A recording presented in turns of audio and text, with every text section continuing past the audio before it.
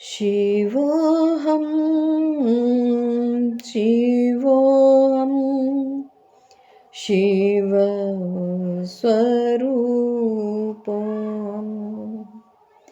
शिवोऽहं शिवोऽहं शिवस्वरूपोऽहम्।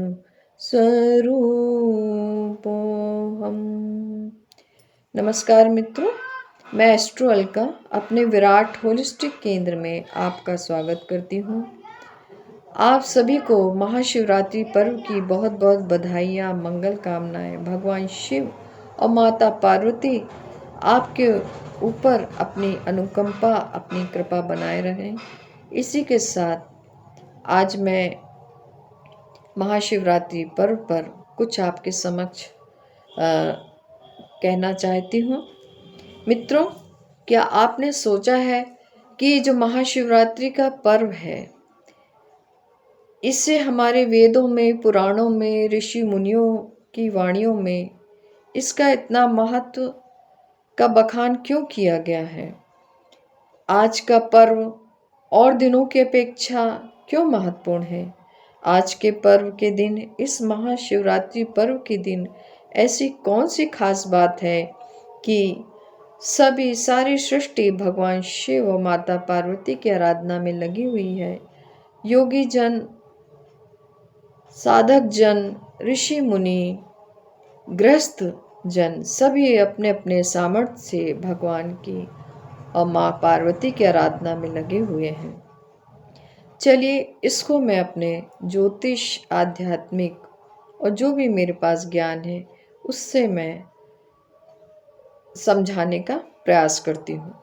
मित्रों, हमारे शरीर में 72,000 नाड़ियाँ होती हैं, जिनमें चंद्र नाड़ी, पिंगला नाड़ी और सुषुप्ना नाड़ी महत्वपूर्ण होती है। ये तीनों नाड़ियाँ हमारी रीढ़ की हड्डी के मूलाधार चक्र में स्थित होती हैं। इड़ा नाड़ी जिसमें चंद्र ऊर्जा का प्रवाह होता है, ये मूलाधार चक्र से निकलते हुए बाएं तरफ से होते हुए हमारी बाएं नासिका तक जाती है। और जो सूर्य नाड़ी होती है, जिसे पिंगला नाड़ी कहती है, इसमें सूर्य ऊर्जा का प्रवाह होता है। ये भी रीढ़ हड्डी के मूलाधार चक्र से निकलते हुए दाहिनी तरफ से होते हुए दाहिनी नासिका की तरफ जाती है। चंद्र नाड़ी हमारे बाएं तरफ स्थित होती है, जिसमें शरीर के, आप जानते हैं कि पूर्व जितने भी महत्वपूर्ण अंग हैं वो हमारे शरीर के बाएं तरफ स्थित होते हैं। चंद्र जो नाड़ी है, ये स्त्री तत्व का प्रतीक है, माँ का प्रतीक है और पोषण का प्रतीक है। जब हमारी चंद्र नाड़ी एक्टिव होती है तो हम बहुत इमोशनल होते हैं, भावुक होते हैं। लेकिन जब हमारी सूर्य नाड़ी एक्टिव होती है तो सूर्य जो है, सूर्य ऊर्जा का प्रतीक है, ये पुरुष तत्व का प्रतीक है। तो हम व्यवहारिक होते हैं, प्रैक्टिकल होते हैं, क्रियाशील होते हैं। जब ये चंद्र और सूर्य नाड़ी का असंतुलन होता है तो मनुष्य इसी जीवन में, भौतिक जीवन में सुख दुख में विचरण करता रहता है। उसे अपने अस्तित्व का पता ही नहीं होता। और जब ये चंद्र और सूर्य नाड़ी का संतुलन होता है तो ये सुषुप्ना नाड़ी जागृत होती है। सुषुप्ना नाड़ी जागृत होने से कुंडलिनी का जागरण होता है और ये सीधे सहस्त्रार चक्र से होते हुए मनुष्य को शिव तत्व से मिलाने का काम करती है। जो योगी जन हैं, साधक जन हैं, योग द्वारा, तप साधना द्वारा अपनी सुषुप्ना नाड़ी को जागृत करते हैं और ईश्वर का साक्षात्कार पाने की कोशिश करते हैं और तभी उनको ईश्वर का साक्षात्कार होता है। सुषुप्ना नाड़ी अक्सर आम मनुष्य के जीवन में, सुषुप्ना नाड़ी हमेशा सुप्त अवस्था में होती है और चंद्र और सूर्य नाड़ी, कभी चंद्र नाड़ी एक्टिव होती है, कभी सूर्य नाड़ी एक्टिव होती है।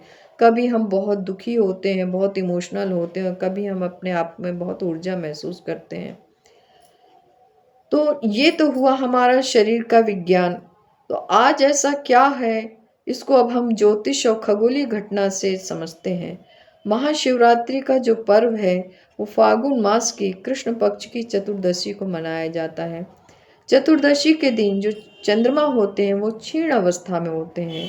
जब चंद्रमा क्षीण अवस्था में होते हैं तो हमारा मन शांत होता है, अंतर्मुखी होता है।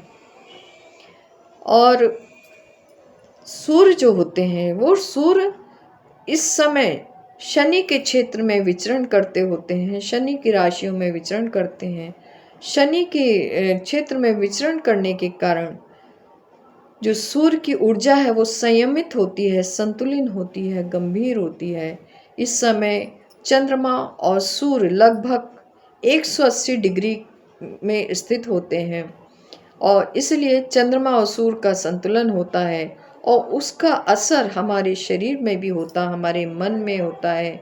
हमारी भी चंद्र और सूर्य नाड़ी संतुलन की अवस्था में होती है, क्योंकि आपने सुना होगा अहम ब्रह्मास्मि, जो ब्रह्मांड है वो मैं हूँ, ब्रह्मांड मेरे अंदर ही है, जो ब्रह्मांड में घट रहा वो मेरे अंदर भी घट रहा है।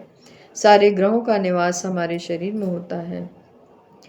इसीलिए आज के दिन खगोलीय जो घटनाएं होती हैं उसका हमारे शरीर पर प्रभाव पड़ता है। इसलिए आज का दिन इसलिए महत्वपूर्ण होता है कि आम मनुष्य की भी चंद्र और सूर्य नाड़ी संतुलन की अवस्था में होती है।